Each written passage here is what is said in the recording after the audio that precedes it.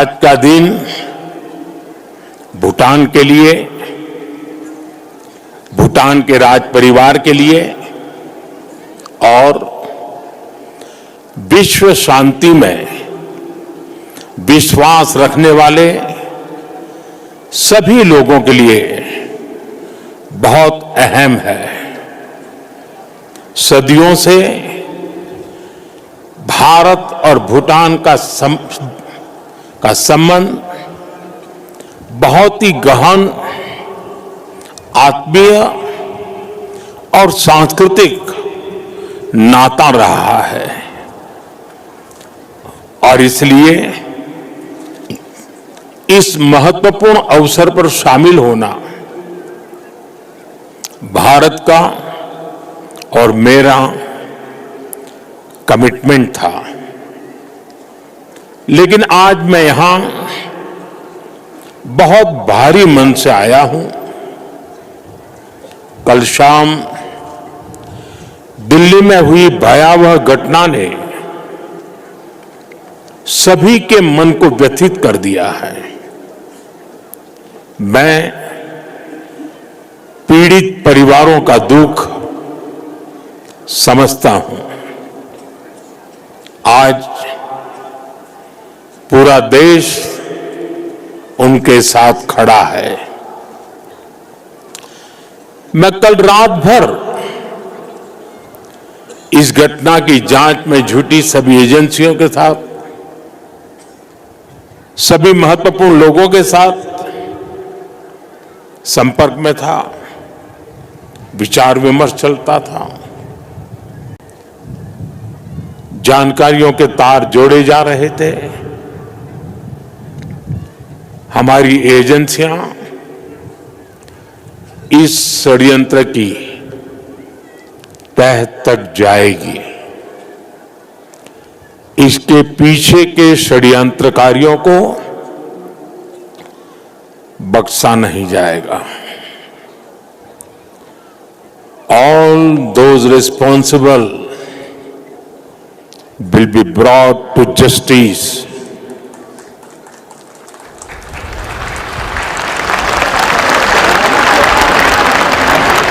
साथियों, आज यहां एक तरफ गुरु पद्म संभव के आशीर्वाद के साथ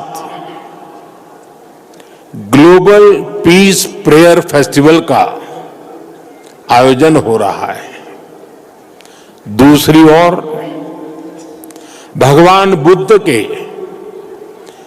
पिपरहवा अवशेषों के दर्शन हो रहे हैं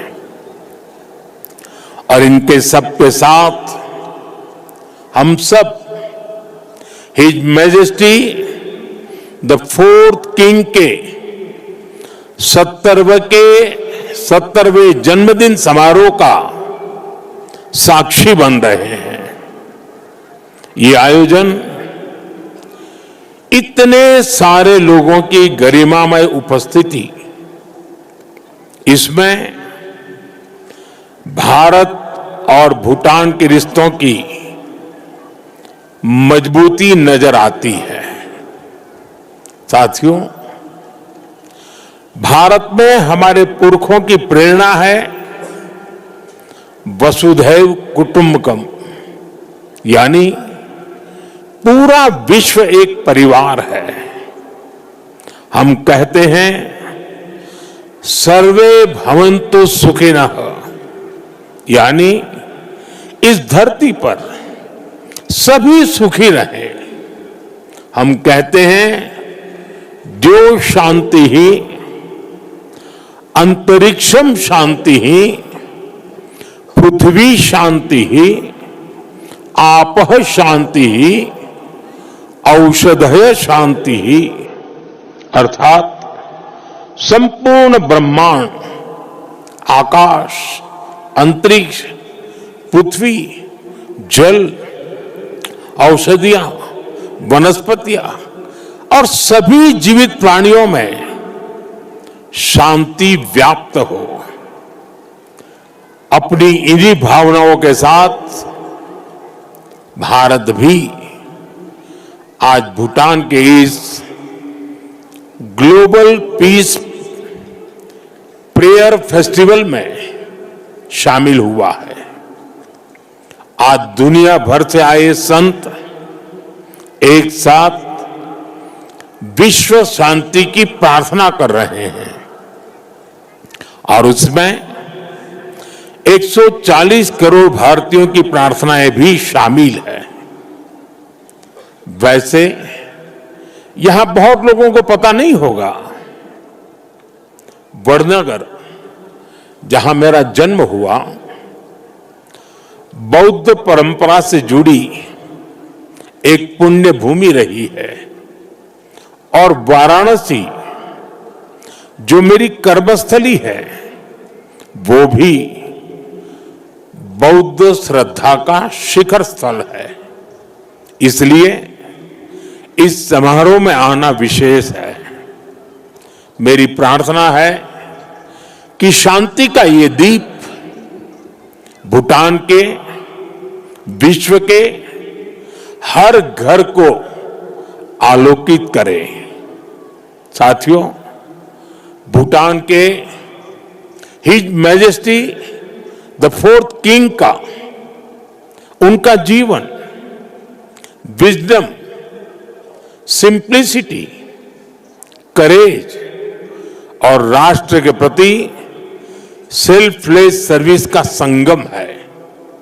उन्होंने 16 वर्ष की बहुत छोटी आयु में ही बड़ी जिम्मेदारी संभाली, अपने देश को एक पिता जैसा स्नेह दिया और अपने देश को एक विजन के साथ आगे बढ़ाया।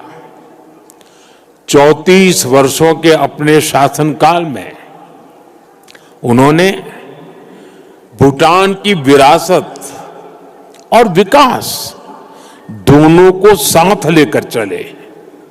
भूटान में लोकतांत्रिक व्यवस्थाओं की स्थापना से लेकर बॉर्डर एरिया में शांति स्थापना कराने तक हिज मैजेस्टी ने एक निर्णायक भूमिका निभाई।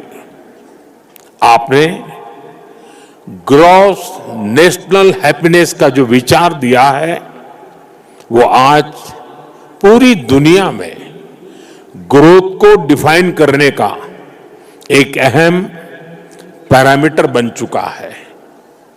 आपने दिखाया है कि नेशन बिल्डिंग केवल जीडीपी से नहीं बल्कि मानवता की भलाई से होती है। साथियों, भारत और भूटान की फ्रेंडशिप को मजबूती देने में भी उनका बहुत बड़ा योगदान रहा है।